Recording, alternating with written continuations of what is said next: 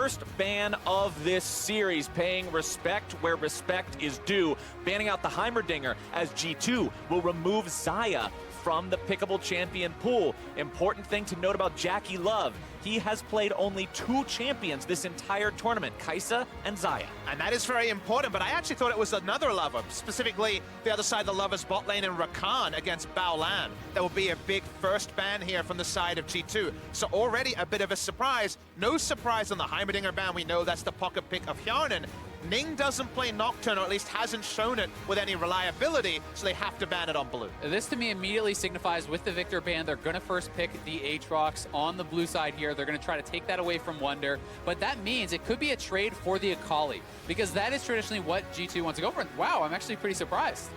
Now, this is a very big thing to leave up. When it came to those big champions, Bippo, for example, talking about how Akali, Aurelia, all these big picks like LeBlanc, the first pick I thought was least likely to get through was the Akali. It gets first picked. Do note, in solo queue, it has been a lot of Lucian. It's a fallback for Jackie Love. That's usually where he goes. But the only 2 champions he's played all tournament have been target banned by G2, clearly targeting this 17-year-old ADC. And you can tell they came into the game with that strategy ready to go by how this is playing out so far. G2 gonna grab themselves the Alistar first and foremost. We talk about how Akali's a big pick. Alistar has been huge, mostly banned throughout this tournament as well. Aatrox also going the way of G2 as the Braum is locked in for IG. And do you just first round Braum Lucian, the big favorite coming through from C9 that they used to such success against Afrika, was that duo lane, and then suddenly it wouldn't have been as clean an answer available for the side of G2 Esports when it comes to the 2v2 laning phase, but there's priority picks everywhere. Something has to go through, and right now they're thinking about the Camille Flex pick on the side of IG, but no,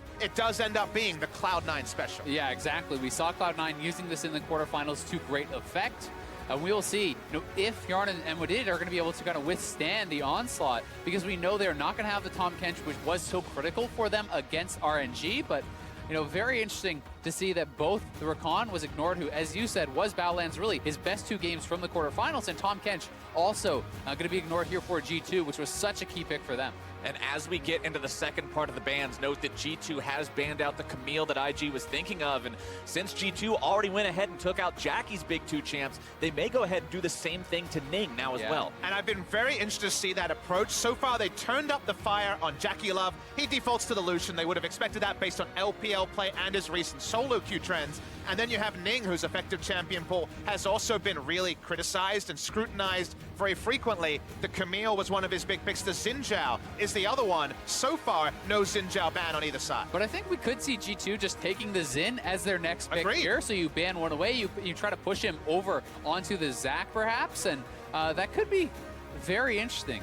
Well, we'll see the LeBlanc be the final ban of the game here for IG as the Xin is locked in from G2, effectively denying it to Ning. So they are trying to force him over onto a Zac pick perhaps, which has been kind of his 3rd pick fallback.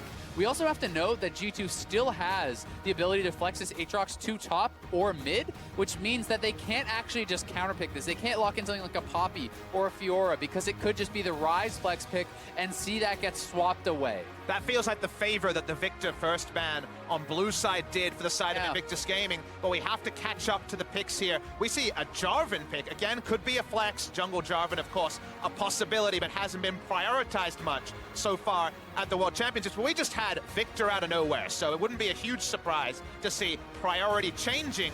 Waiting for that final pick here and the confirmation, because to me, the Shy has been the Akali player that's shown the most, but Rookie is traditionally their leader and hard carry, so I'm interested to see where the Akali goes, and we're not going to know if they go for this Jace, which most recently was played by Rookie in that final game of the LPL final. And we heard Frost talking about the fact that she thought the Jace would come out for Rookie today, so carries for the IG solo lanes, and still don't know where they're going to go. And let me explain a small point here. Jace does very well against Ryze, and that's the pick you think would round out the draft for G2, because they were lacking on magic damage. They find magic damage, it's actually through the Swain. So I like the Jace when it comes to blocking certain picks, but now we have to wait for the lie of the land at 20 seconds, because the flexes could still come. Absolutely. Yeah, I mean, it's going to be very interesting. It looks like G2 is going to try to play the Aatrox mid, and we are expecting it to be Rookie on the Jace against that. I do think, though, it's a pretty tough matchup for the Shy playing Akali into Swain. Swain does have a lot of ways to actually attack the Akali in the Shroud, both with your Q, which is very easy to hit on person in the Shroud still, and your ultimate essentially covers that entire radius. It's not an easy champion to burst down. As you guys saw when the graphic came up, when the Jarvan was locked in, the champion's only been played 5 times so far at Worlds with only 1 single victory. So hasn't exactly been a real power pick here. We'll see how that does going up against the Xin Zhao that we've seen so much of throughout this tournament, especially as we already mentioned, Ning has played a ton of that. We'll see how well he does up against it because he will need to make plays to get his team going. And playmaking will be so critical because you look at Jace and Rom Lucian, you know where they're bread is buttered the most. It's in the early game. There's a lot of priority mid and bot lane. And yes, the Akali left on a bit of an island, but if she can just farm it out and they can get advantages like C9 were able to over the Afrika Freaks in bot lane, you definitely need to check yourself. Yes, Hjarnan and Wadid are very good at absorbing pressure, but the pressure is only ratcheting up both in the fact that we're in Gwangju, we're in the World Semifinals, and the draft here does telegraph go bot lane and get some kills. It certainly does. You also have to say, though, that this Swain is not the split push style. It's more about team fighting, and we'll see if they go there.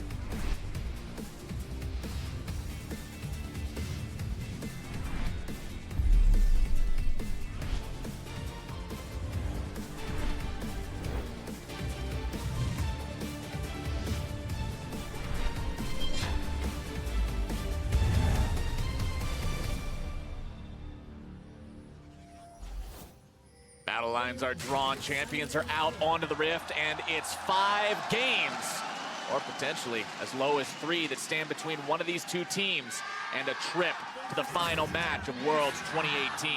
Let's see how they play it out here at the level 1.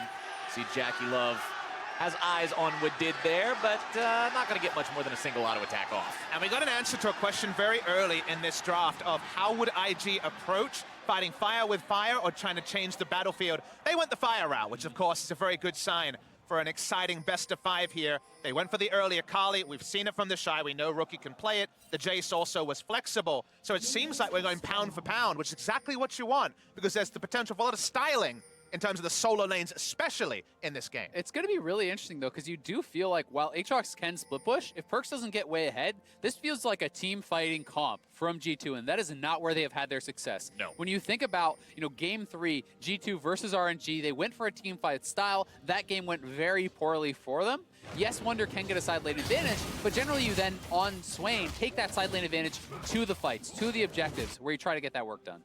In that same game 3 against RNG, it was Wunder and Hjarnan that were just really behind the entirety of the game, and it kept G2 from ever being able to set themselves up. This is a team that struggles if they can't get those solo laners ahead. We'll see the Shy now finding some early damage onto Wunder. So the Shy went straight to lane and actually froze the wave to make it push towards him. Not true freeze, but it's pushing towards the side of the Shy and forced Wunder into taking a damage trade. So nice lane spacing there and a punish you can do if you expect the enemy top laner to be helping with a leash. You can see how hard it can be to actually trade into the Swain, though. Even with his grasp procced, he already had that prep from getting combat, still lost the trade with 2 grasp procs on the Swain.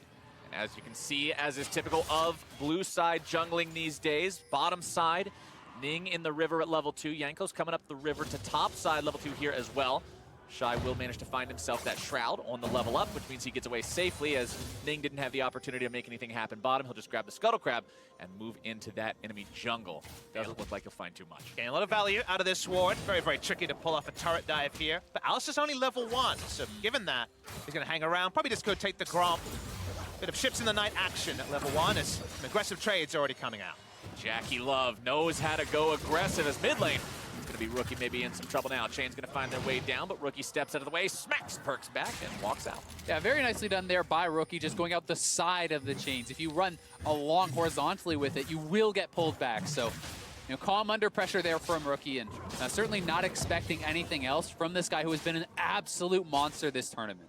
He has done so much work for the side of Invictus Gaming, and honestly, I can't give him praise without also giving Perkz praise because Perkz has done a lot of heavy lifting for his team as well. Remember, it was his LeBlanc performance in the 5th and final game of that quarterfinal that really put them over the edge and made them find that win. And remember game 4, he popped off on the Aatrox mid lane and was, 5,000 gold up in his matchup against Xiaohu. So when it comes to hard carry, you'd have to say Perkz really put the bootstraps on and hard carried G2 to this semi-final. But the Jace, which we have already outlined, is a big pick for Rookie. Wasn't able to get that important win in the last game of the final, but it wasn't because of Rookie. He was fantastic, and this is a good matchup for the Jace. It really is, and that's why so much of the question becomes, can Perkz have that incredible performance once more? Can he repeat that? Because it was a Herculean effort from him. He dominated those last 2 games, but it felt like they needed that to stay in the games, to be able to win those games. And if he can replicate that sort of performance against Rookie, you could see G2 in the finals. But I think there is a tipping point in this matchup, going on to where this game goes, assuming there's not a big snowball early from IG. Several wave crew in the mid lane with Alistar roaming around, that's very standard. Aatrox versus Jace with 2-3 items is heavily Aatrox favored. There's only one disengage from the Jace with his hammer hit back, and after that, I think Aatrox could roll over, but the laning phase is susceptible. He's down 20 CS early. He has to give up a lot of control, and if IG snowball, and Braum Lucian is a big spoiler for a snowball attempt, this could just be a game that's decided before Aatrox is really online. It certainly can, and when you have a matchup going like this, you have to see G2. Oh, is he going for the solo kill? Perkz going to be taken very low. Rookie here as well, both below 100 HP. God. Ooh, one more tick would have done it to either side, but they'll both go home alive. And that is a big alarm going off. Junglers come to mid lane. Summoners down. They're going to be returning. And, we saw Fnatic get Caps back in when he fell way down against Rookie in a similar situation. We have to now see, can G2 find the time while they're being pressured on the bottom side to get Wooded up there, to get Jankos there, to help out Perkz and get him back into the game. And let's consider how the challengers have faced Rookie, the dubbed best mid laner at the tournament, basically consensus by everyone. Most people have just been going into negating matchups. Think of Yukal, who was so good in group stages, and he was jumping on to Urgot mid lane duty, building magic resist as fast as possible to try to negate Rookie's impact. Yep. This is a skill matchup that is pretty beneficial to the side of Rookie, and it's pretty one-sided, honestly, in the early game. So this is definitely Perkz taking a risk. Both teams know that. And speaking of both teams knowing, the junglers are hovering on the bot side. Ming going in, looking to find some damage onto Jankos here. Recognizing the fact that he's got the level advantage means the fight's going to go his way. Jankos down to about half HP, but he'll still be able to clear the jungle rather easily. Both junglers heading away from the bottom side now as the Shy looking to find himself a solo kill here in the top lane onto Wunder, who pops the ultimate, heals himself up there a little bit, forcing the Shy back away. Wunder's still hanging around on this one. The Demonic Ascension yet to trigger the explosion. The Shy staying well away from that. Still, that's flashes forth from both the solo laners of G2, while both the Shy and Rookie have theirs available. Ning is closing in on 6 on this Jarvan. He still has his flash, and you have to feel like that hard commit is going to be coming, especially when Wunder has no ultimate available. Very vulnerable on the swing. Man, these solo lanes are already hard in your mouth stuff, and we're 6 minutes into the first game of this series. The level 6 ping on a minion there was critical, otherwise Wunder's going to be solo killed. Nobody goes down. As you say, both summoners down.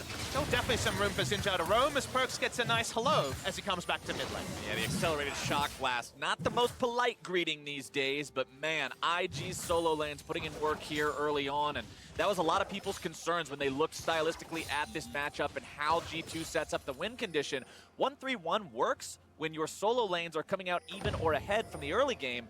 And if this continues, IG is going to put them in a very tough spot, as Ning does have the level 6, the Cataclysm ready to go. If you go after Perkz, you've got to keep World Ender in mind. And he was spotted on that pink ward. He didn't actually check the brush as he walked by, so they think they have full vision of this area. Bao Lan going to stroll by as well, and G2 can waste some time here. Rookie doing a good job knocking Perkz back. World Ender going to be used, but he'll still get himself away. Anything he can do to keep alive in this mid lane and pick up CS where he can is all you can really ask. That ward is getting so much value from the side of G2 because IG think they have full control. It also allows Jankos to know, I need to be hovering around mid lane to stop this turret going down. Yeah, I mean, Perkz can't even stay on the turret to pick up the experience at this point, though. With Ning there, with Rookie there, no ult on Aatrox, no summoners available. He is losing a lot here. This is kind of what we were expecting from IG in the early game. This is a much more ferocious team as the game starts out. G2 typically content to just play more passive, take very little risks, and just build themselves up to a moderate lead as the mid game comes. But IG's much more bloodthirsty as Ning moves in towards that blue buff. Second round of the buff starting to spawn now, and IG sees that's a chance to fight, as now Jankos could be in some trouble. Good use of the ult there to make sure the accelerated shock blast won't find him, and IG gets out. But these passage plays are the flow-on effect of mid lane basically being vacant in terms of pressure. They don't have the ability to push up unless they see people elsewhere. You're very much susceptible to dying. Speaking of dying. And mid. Oh boy, Perkz does not have his World Ender ready to go anymore. Flash also not going to be available. Ning goes in, drops down the Cataclysm. Perkz going to be stunned up there. The Jace comes in. Rookie's able to find himself some damage, and first blood goes over to IG. And the floodgates are going to be opening here. The Shy looking to get aggressive top lane too. Not going to find anything else on that one. Ning makes his way up here, and this guy is just pathing back and forth, always looking to get involved in some kind of a scrap. It's so tough for Jankos because the solo laners are both losing.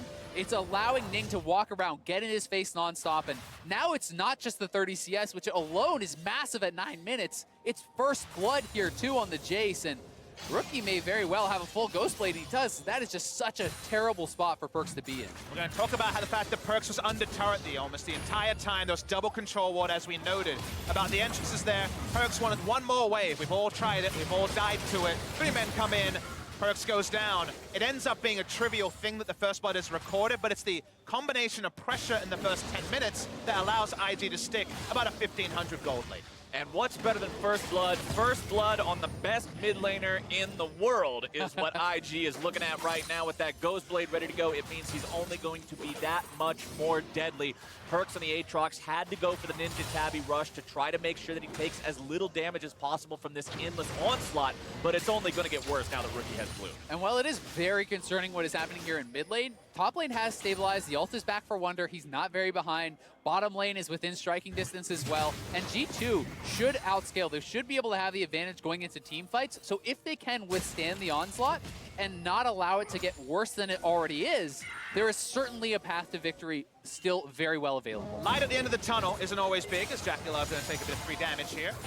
And not too much. Still going to be a little bit over half as Jankos makes his way down into the bottom lane, seeing if maybe there's a fight to be had. But Ning's also going to be showing up here now, too. Could be a big 3 versus 3. Balon going in. Ning's able to find the knock-up onto Yarn. It might be in some trouble here. Going to be headbutted backwards. Able to find the Cataclysm down to all 3 now as Ning's going to be dropped first. And G2 gets everybody out. It's 1 for 0. Really big that Jankos able to get into the brush unexplored and thus able to pick up the first kill. It's turned onto Ning instantly. Communication advantage because they knew that they would have the ability to cleanly turn onto 1 while IG went in. Rookie sniffs around but won't find anything. Nice little counterpoint as top lane is going better for the Shy than we first might have thought. Yeah, definitely so. I mean, he's traded so aggressively. The ult's forced out again, and he still has his ultimate available. So the Shy is finding a way to win this matchup that, you know, I have certainly heard people talk about as a very tough one to win.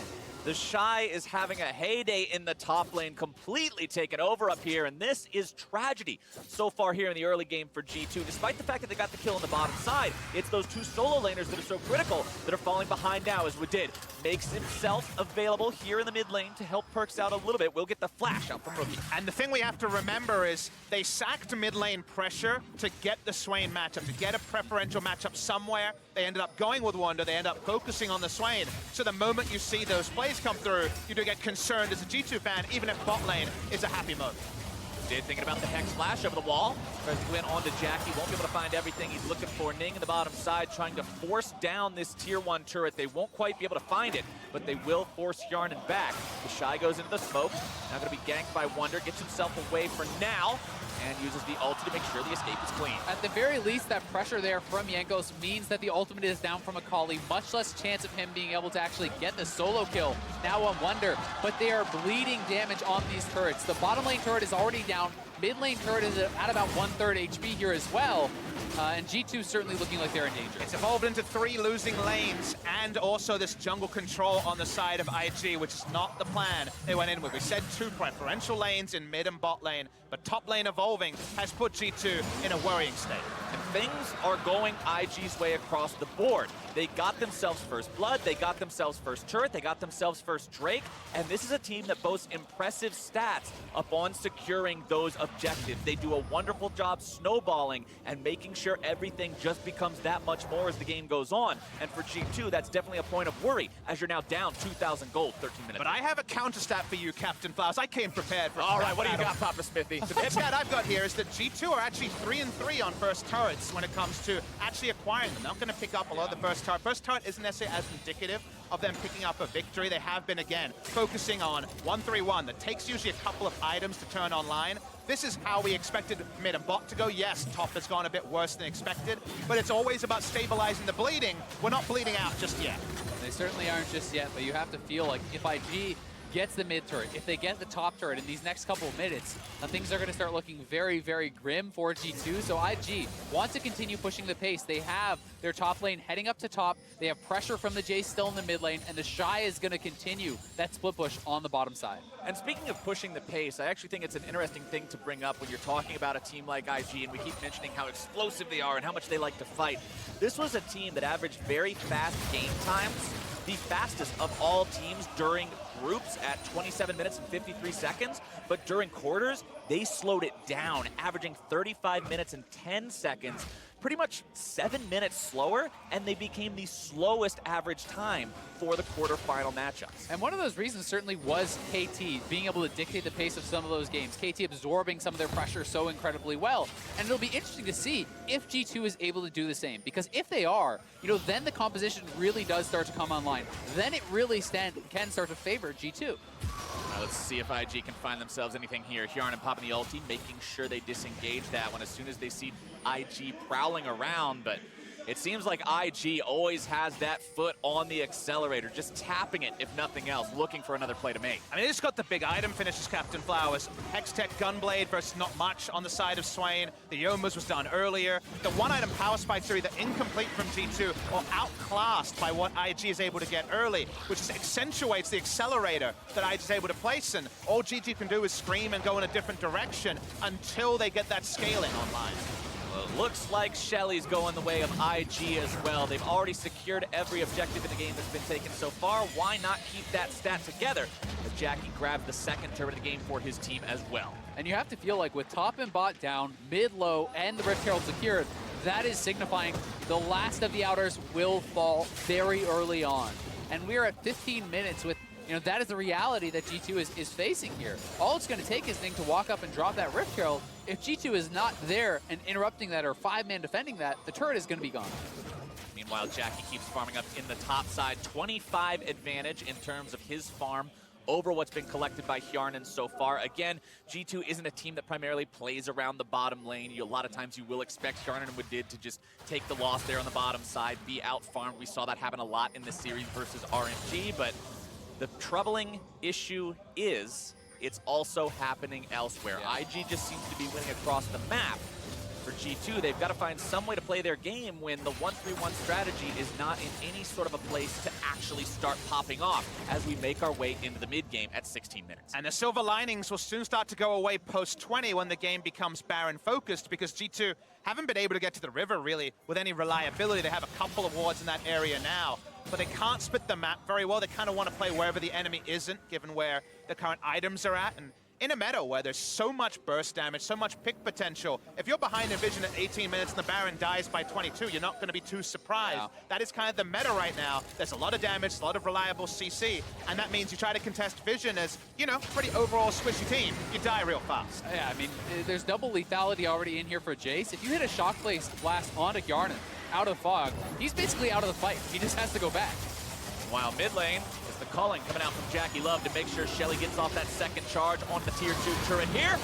As the Silver gets popped with did going in, able to find the knock-up onto 2, but now going to be disengaged mostly. Balon having to back up as Jankos looks to go in, find even more damage onto Ning, who gets himself out with a nice EQ combo. Perkz coming around from the side now as well. Jackie popping the Blade of the Moon King, keeping himself in a good spot. Perkz going to be slowed, and G2 will not be able to run down Invictus Gaming. And that was a lot of cooldowns used there. They used the Aatrox ultimate as well as both the bottom lane ultimates to try to get this engaged. IG will be able to back off. They get the first turret. They almost get the second as well because the Rift Herald was kind of left unchecked as they went for the engage. But if you think about what the primary objective from G2 was, it wasn't to get a pentakill, it wasn't going to happen. No. It was to get them away from the inner turret that looked to be dying to multiple ranged auto attackers, and the attack speed buff the Jarvan is able to pick up. They don't overinvest at the end, only Wadid has to really go super deep, and they do actually get a bit of breathing room, which right now is not usually their decision to make.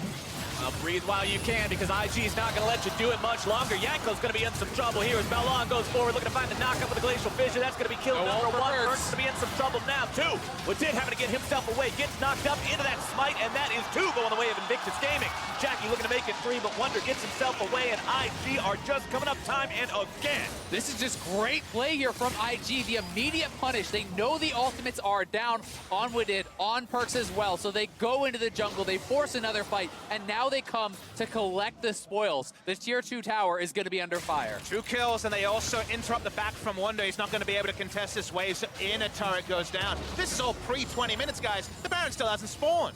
Jackie loves 1-0-0. He's up 20 CS. He's playing a part in all these fights, and he's on a champion he hasn't even played yet at the tournament. Let's take another look at how it happened. We also should consider what happened just previously. They used everything to try to get them away from the inner turret, and then 2 people walk into an unwarded rush to get a red buff. They end up losing their biggest majority shift of the game's tempo to the red buff take, and that seems like too little an objective to give up too much of a cost. Yeah, and IG are taking away so many of these jungle camps now, trying to fight aggressively for them.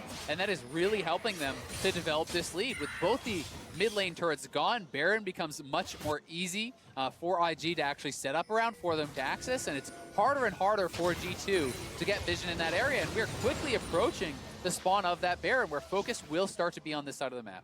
5,000 gold deficit shy of 20 minutes is not where G2 Esports wanted to find themselves here in this first game, as Invictus Gaming move into the Drake pit to grab themselves the second Drake of the game. Will be Ocean number 2, so a measurable amount of sustain coming in now for these guys. Even if they take some damage from a skirmish with G2, they'll be able to heal it off. But I want the viewers to look at the items here and think about when they're strongest and when they will become strongest. Because you look at the side of specifically IG, lethality, very much front-ended power when you have low armor values of penetrating through that armor. Black Cleaver and Blade of the Ruin King, a 2-item power spike that doesn't really build up with a 3rd, 4th item. You kind of need to get later into a build. G2 have a no-stack Rod of Ages, need 10 minutes for that. Storm Razor that wants to build into a 3-item power spike. They're not able to fight with the same firepower. They're 6,000 gold behind, and IG are at their strongest point, while G2 are close to their weakest. And that's why they're just sacrificing this turret. They're putting Perks in the top lane. They're saying, all right, let's take a trade, get some gold back here, and try to fight for what we can.